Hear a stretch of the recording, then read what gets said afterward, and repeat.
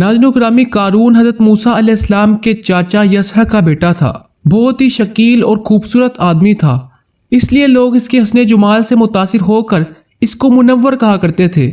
इसके साथ साथ इसमें यह भी कमाल था कि वो बनी इसराइल में तौरात का बहुत बड़ा आलिम और बाइखलाक इंसान था और लोग इसका बहुत ही अदब व एहतराम करते थे।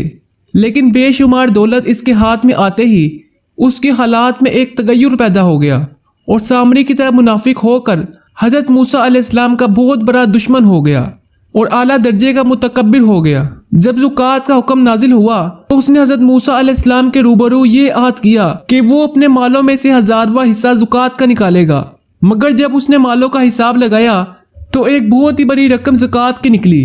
ये देखकर इस पर एकदम हर्षो बुकल का भूत सवार हो गया और ना सिर्फ ज़कात से मुनकर हो गया बल्कि आम तौर पर बनी इसराइल को बेकाने लगा कि हज़रत मूसा अलैहिस्सलाम इस बहाने तुम्हारे माल को लेना चाहते हैं।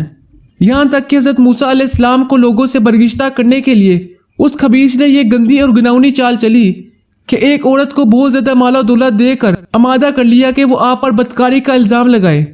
चुनाचा ऐन उस वक़्त जबकि हज़रत मूसा अलैहिस्सलाम वज़ फरमा रहे थे, कारून ने आपको टोका कि फ़लानी औरत से आपने बदकारी की है। हज़रत मूसा अलैहिस्सलाम ने फरमाया कि उस औरत को मेरे सामने लाओ। चुनाचा वो औरत बुलाई गई तो हज़रत मूसा अलैहिस्सलाम ने फरमाया, ऐ औरत, उस अल्लाह की कसम जिसने बनी इसराइल के दरिया को फाड़ दिया और आफियत और सलामती के साथ दरिया पार करके फ़िरौन से निजात दी, सच सच कह दे कि वाक़या क्या है। हज़रत मूसा अलैहिस्सलाम के जलाल से औरत सहम कर कांपने लगी और उसने मजमा आम में साफ साफ कह दिया कि ए अल्लाह अज़्ज़ व जल के नबी, मुझे कारून ने कसीर दौलत देकर आप पर बुहतान लगाने के लिए आमादा किया है। उस वक़्त हज़रत मूसा अलैहिस्सलाम आबदीदा होकर सजदे शुक्र में गिर पड़े और बेहालत सजदा आपने ये दुआ मांगी कि या अल्लाह, कारून पर अपना कहरो गज़ब नाजिल फरमा दे। फिर आपने मजमा आम से ये फरमाया कि जो कारून का साथी हो वो कारून के साथ ठहरा रहे और जो मेरा साथी हो वो कारून से जुदा हो जाए। चुनाचा 2 खबीसों के सिवा तमाम बनी इसराइल कारून से अलग हो गए। फिर हज़रत मूसा अलैहिस्सलाम ने ज़मीन को हुक्म दिया कि ए ज़मीन, तू उसको पकड़ ले। तो कारून एकदम घुटनों तक ज़मीन में धंस गया। फिर आपने दोबारा ज़मीन से यही फरमाया तो वो कमर तक ज़मीन में धंस गया। ये देखकर कारून रोने और बिलबिलाने लगा और कराबत और रिश्तेदारी का वास्ता देने लगा, मगर आपने कोई इल्तिफात न फरमाया, यहाँ तक कि वो बिल्कुल ज़मीन में धंस गया। 2 मनहूस आदमी जो कारून के साथी हुए थे लोगों से कहने लगे कि हज़रत मूसा अलैहिस्सलाम ने कारून को इसलिए धंसा दिया है कि कारून के मकान और इसके खजानों पर खुद कब्जा कर लें। तो आपने अल्लाह ताला से ये दुआ मांगी कि कारून का मकान और खजाने भी ज़मीन में धंस जाए। चुनाचा कारून का मकान जो सोने का था और इसका सारा खजाना सभी ज़मीन में धंस गया।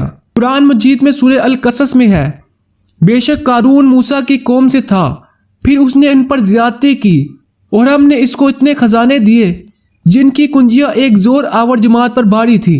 नाज़रीन करामी, कारून ने अपने माल के घुमंड में इस मुखलिसाना नसीहत को ठुकरा दिया और खूब बन संवर कर तकब्बुर और गुरूर से इतराता हुआ कौम के सामने आया और हज़रत मूसा अलैहिस्सलाम की बदगोई और एज़ा रसानी करने लगा।